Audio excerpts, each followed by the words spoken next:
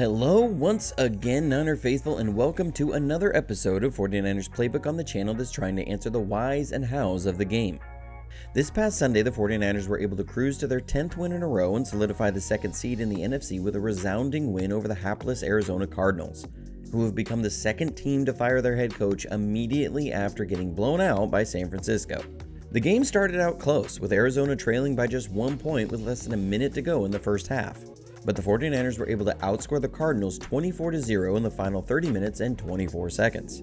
The team has been on a tear and most impressively has been putting up huge point totals on the scoreboard, thanks in no small part to the defense creating turnovers and giving the offense great field position, while the offense has been phenomenal in ball security during this 10-game stretch. Later this week, I'll be working on a scouting video previewing the matchup with the Seahawks, who will have a tough task ahead of them. They could only wish their job would be as easy as it is for you to keep your nest eggs well groomed with the Lawnmower 4.0. Why haven't you gotten one yet? You know what feels worse than having your team destroyed by the 49ers? Cutting your huevos. But with the Lawnmower 4.0 skin-safe technology, that is a worry of the past. It also comes with a long-lasting Li-ion battery with wireless charging, ultra-bright LED flashlight, and is waterproof. You can find the lawnmower at manscaped.com, who is sponsoring this channel, and if you go to manscaped.com, you can use promo code JD49 to get 20% off and free shipping on any of your items. You can find the lawnmower in the Perfect Package, Performance Package, and the Platinum Package. They all feature the lawnmower, ball deodorant, and crop reviver spritz on the go, as well as Manscaped's legendary boxer briefs. They're breathable, soft, and come with a perfectly crafted jewel pouch. You can find all this and more at manscaped.com and use promo code JD49 to get 20% off and free shipping. That's manscaped.com and promo code JD49. You're watching Johnny Dell's Football Academy.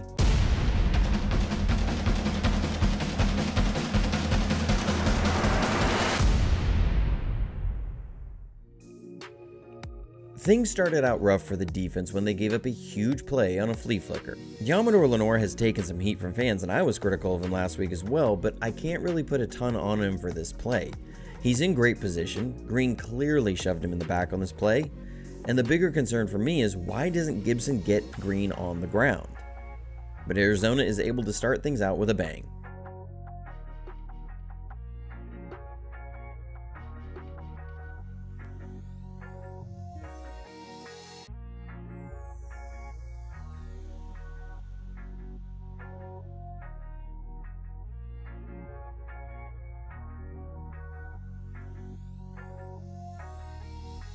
On offense, we start out looking to establish the run. This is the beauty of a Kyle Shanahan run game.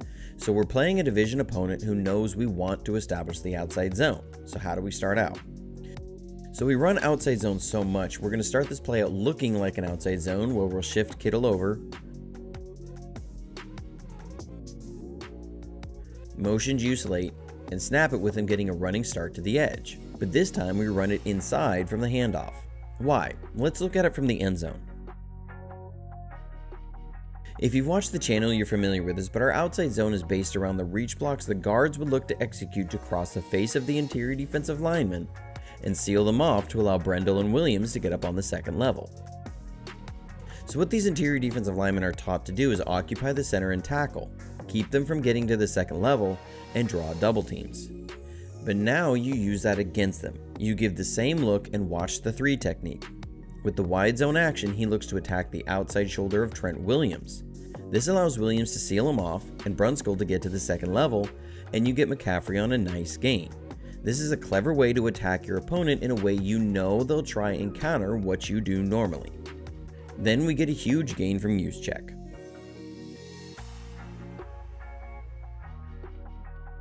I'd like to say there's something fancy going on here, but the Cardinals are in cover 1 man and there's a bust, and they leave Juice uncovered. Juice does put a great move on the safety though.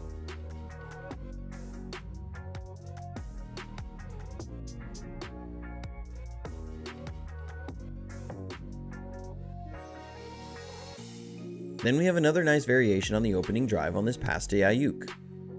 Again, if you've watched the channel, this is a play you'll be familiar with, as it's something we've run a ton since Purdy has been starting, where we'll be in a 4x1 set and have a spot concept with Juice leading out for a swing pass.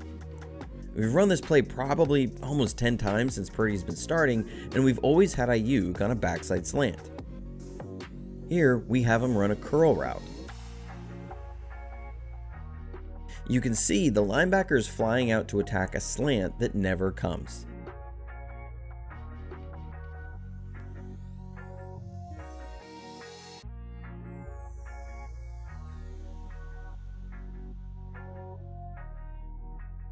Then we get a touchdown from the real-life version of Bo Jackson in Tecmo Bowl, Christian McCaffrey.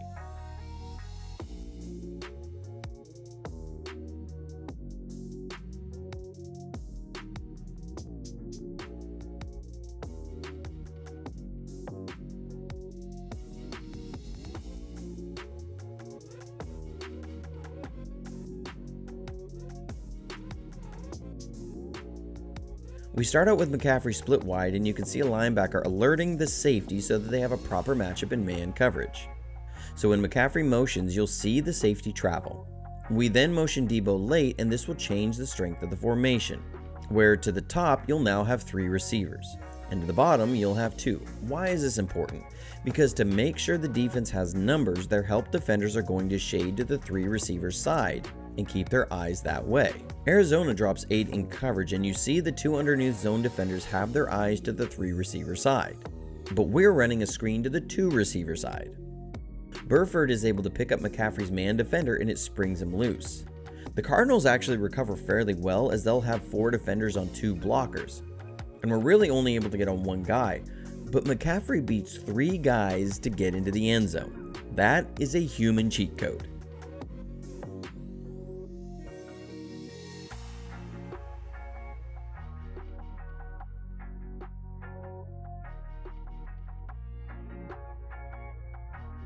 Then back on defense, we again see the impact of a Mooney Ward and the freedom it allows D'Amico Ryans.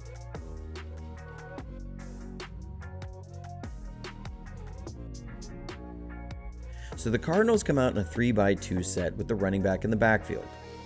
So we're going to be in cover 3 Mabel, which is an M word for man. It's a matching zone coverage to the 3 receiver side, and then the single receiver side will be in man coverage.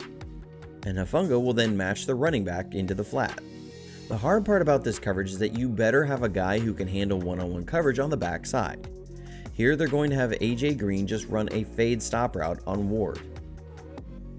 Ward gets physical, jams at the line, engages the whole way, and it throws off the entire route for an incomplete pass. That's great coverage that allows these kinds of coverages. Then on 3rd down, the defense gets a sack. This is where the talent of the front and design by Ryans really shines. So we have Armstead playing out as a wide 9, and Bosa inside. We have Warner head up on the center with Al-Shaair covering over the running back. This forces a slide to that side so that the offense can account for all potential rushers. So Warner and Bosa will slant across the face of the center and guard, and Ebukam will twist around between the guard and tackle.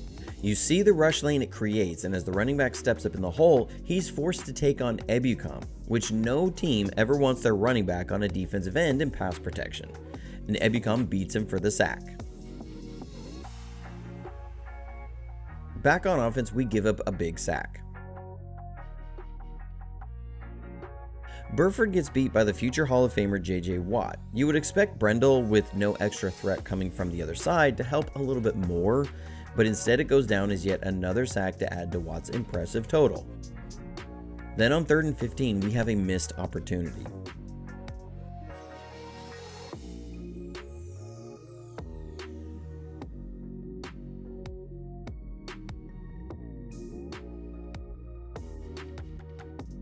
So we start out by motioning Debo across, and with no one traveling, we'll reveal zone coverage. The Cardinals are trying to disguise against Purdy here, as they'll stack both safeties pre-snap. Then right at the snap, they'll fly out in a Tampa 2 zone. The Tampa 2 differs from normal 2 zone in that the Mike will be responsible for matching down the middle of the field. So we're running a dagger plus shallow cross concept. The dagger is a seam route, paired with a dig or deep in route, that will put the Mike in a vertical stretch. The shallow cross is a dig route, paired with a shallow crossing route, that would put an underneath defender in a vertical stretch. The idea is you now have a 3-on-2 situation against the defense, high to low. If the Mike takes a seam route, you move to the dig, and if the hook defender takes the dig, you hit the shallow cross. The hope is to hit the dig. That's first in the progression, as the seam route should clear it out. The shallow cross grab the hook defender, and you create a nice void in the zones. That's exactly what happens here, and Purdy reads it well, but the throw is a little bit off, but this is the kind of catch that Ayuk needs to make. If he wants to be in the conversation as a top receiver, these are the catches you gotta make. But as you can see, the play was there to be made, and it was a nice job by Purdy in recognition of the defense.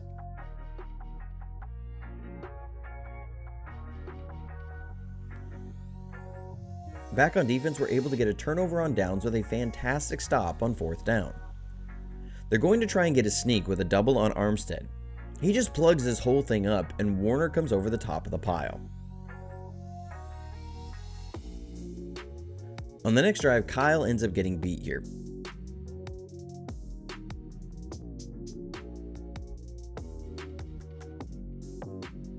So we're trying to take a deeper shot here. Kyle is expecting quarters coverage, and so he's looking to work against it by running a deep curl route with Jennings that would look to occupy a quarter safety and then run Debo on a post route in behind it. It's a long developing play, so we're going to keep McCaffrey in a block and have Kittle on a check release. The Cardinals though end up coming with a fire zone blitz and cover up the concept well.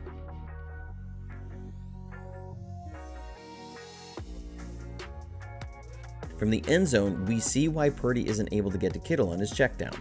The Cardinals are coming with a stunt, and we completely botch how to handle it. We end up getting 3 blockers on one guy and let J.J. Watt come free, and Purdy's flushed out of the pocket with Simmons then picking up the sack. Back on defense, we have a rare sighting, a holding penalty called on someone who can't block Bosa.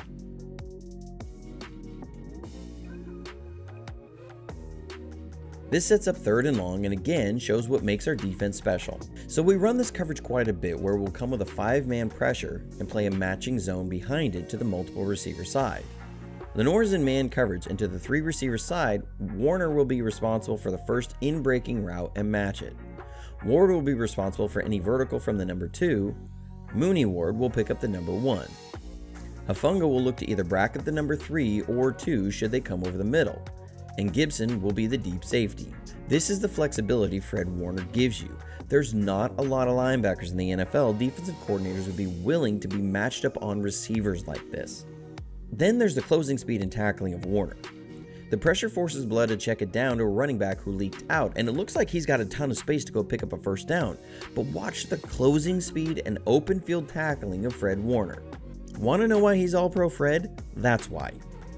From the end zone, the coverage is paired with a nice design in the rush. So we bring Alshire and Warner down, and again, this forces the line to account for them. So you have forced all 5 linemen plus the running back to account for someone.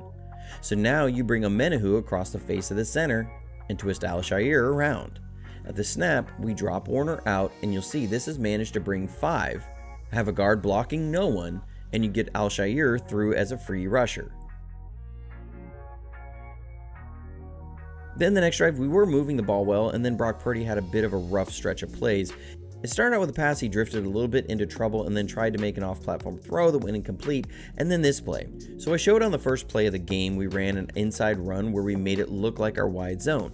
We ran that play on this drive as well with Mitchell in here.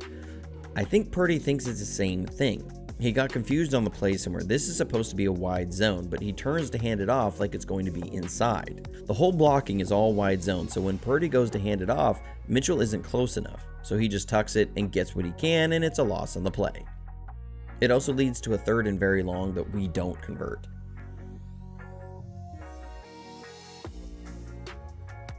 On defense, we get the first of 4 turnovers on the day.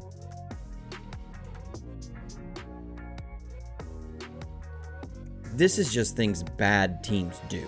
The Cardinals are trying to go after Lenore here, so they're going to try and run play action to try and hold Gibson as the safety, and then hit a fade route on the outside. So off the snap, the receiver is trying to win, so he takes an inside track. The quarterback is going to see this and throw based off leverage, so he's going to throw this ball more down the numbers. The receiver running a fade will win inside and then try and go outside. That's just bad coaching, bad play. If you're going outside, you have to win outside.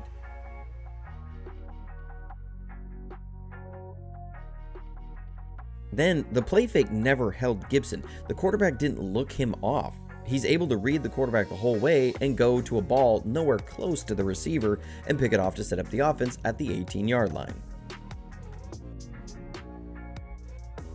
So set up with good field position, McCaffrey is Reggie Bush in Madden 08. He just is. This is a little dump-off pass, and he turns this into a big positive play. That's 100 acceleration if I've ever seen it.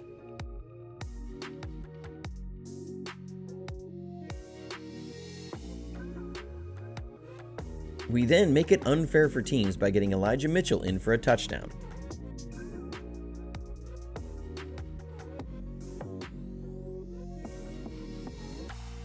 So we have both McCaffrey and Mitchell on the field at the same time. And we're going to motion McCaffrey across, and he's going to cause the linebackers to all account for him and chase that direction. We're then going to run our zone run against it. It almost works too well as Debo loses who to block and the Cardinals defensive backs come up. But Mitchell will not be denied. After all those weeks on the injury list, he's able to pound it in for his first touchdown of the year.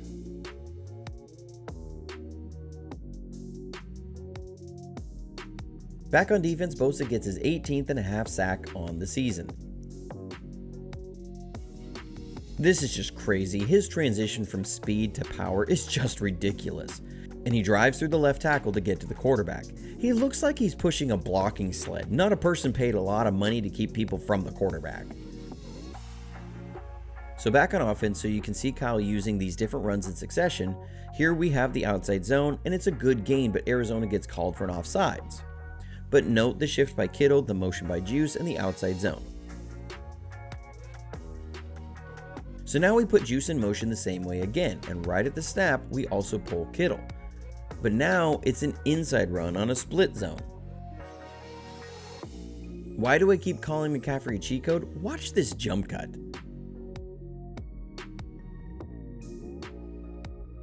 Then you're going to put McCaffrey out wide and have him run a comeback route on 3rd and 6.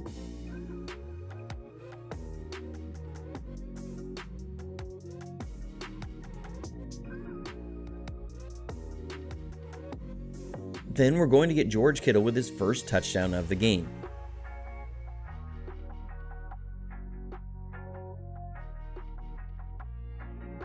So we end up having a double stack formation and the Cardinals are in man coverage. And we're trying to run a pick play for Debo here. We'll run Kittle on a corner route and Debo needs to run right off his butt to create pick action on a now route. The execution isn't great though, and as Purdy first looks to Debo, he's covered. Now if he had stayed with it, Debo was open for an easy touchdown as McCaffrey was jammed and driven into Debo's guy, but Purdy moved on and saw Kittle separate from Simmons and throws a heck of a ball to get Kittle his 10th touchdown on the season.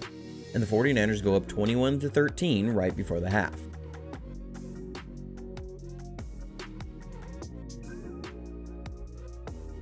We then come out of the half and started off nicely with a chunk gain to Ayuk on a drift concept.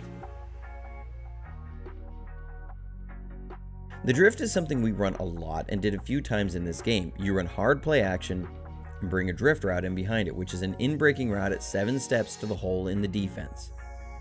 Here, the run fake draws up the underneath defender so hard there's a huge hole in the defense, and Ayuk gets good yardage after the catch.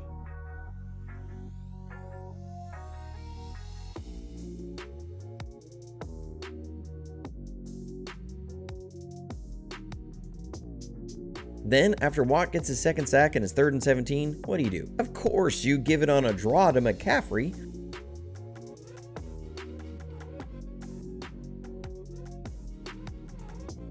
We split Jennings, Debo, and Ayuk all to one side and then just run a draw to McCaffrey. I love this move he puts on the corner. He runs a little shoulder and go. Bruce Smith, who is a commentator for this game, used to do this all the time. You give a little shoulder like you're going to run through someone, they have to respect it, and then you take off.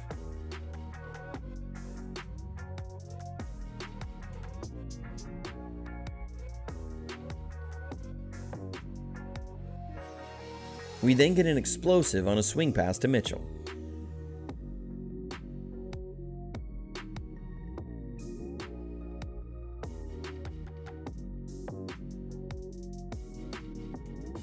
This is a really well-timed call as we're going to catch Arizona coming with a blitz off that side. We'll get Kittle and Brendel out as lead blockers along with Debo and Juice. Just watch this block by Debo though. He's going to destroy Simmons and spring Mitchell for a huge gain.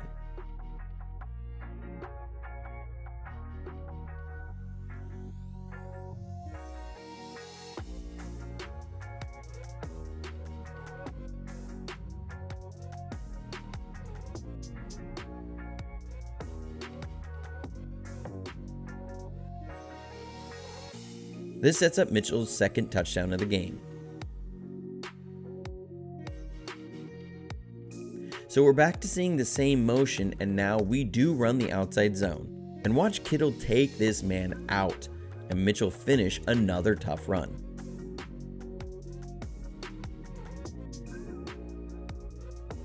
Back on defense, Gibson gets his second interception of the game.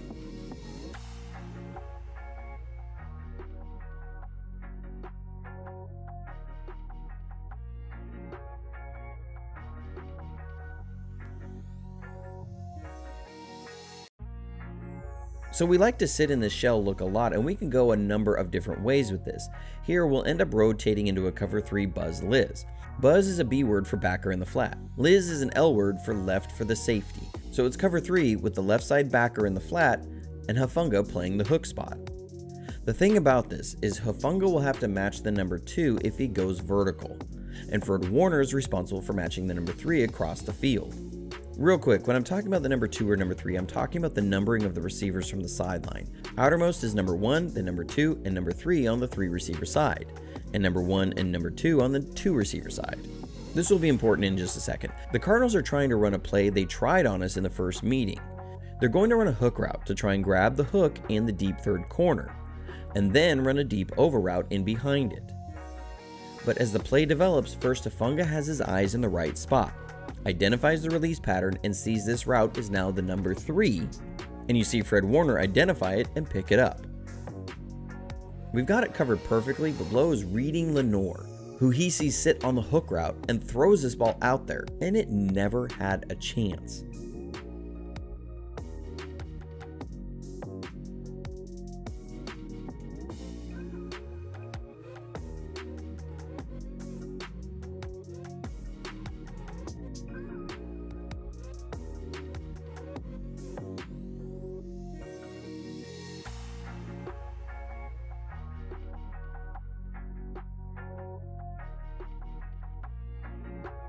Then later on defense, we get a third turnover in the game.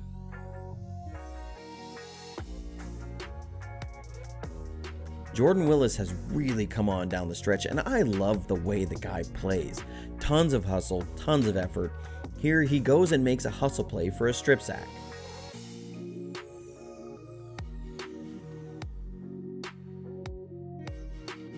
We then get our 5th touchdown on the day on maybe my favorite play of all time, Spider 2Y Banana. If you haven't seen me talk about it before, here we go. Spider 2 means the line will slide away. You're going to have the fullback have a hard run block action at the defensive end, then out into the flat. You then have the halfback run play action fake and then replace the block of the fullback. You want him to cut down the end man on the line. Then we're going to have a corner route from the tight end. And then you have a crossing route off the backside. The fullback in the flat is the primary. That's where you see Purdy is looking first. It's covered well, so then he finds Kittle on his corner route for the score.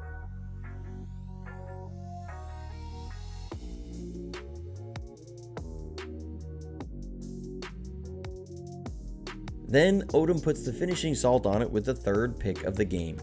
Overall, a great way to end the regular season, and if you've enjoyed what we've been able to bring all throughout the regular season, would you consider supporting the channel? I'll have links for that in the description below to support the channel in any way. That support really goes a long way to helping put out as much quality content as possible. Thank you to all those who tuned in for the debut episode of the Johnny Dell's Football Academy podcast, and stay tuned Friday at 6 a.m. Pacific Standard Time for the 2nd episode this week. We're going to make sure it's out to you on time to listen to on your way to work. Also, stay tuned for a scouting preview video on the Seahawks later this week. The playoff tournament is finally here, and there's no telling how far the 49ers can go. It's that time of year, though, where nothing is guaranteed. You're only ever one game away from the end of the season. So let's all buckle in and see how far the team really can go. So until next time, stay safe, stay healthy, and go Niners.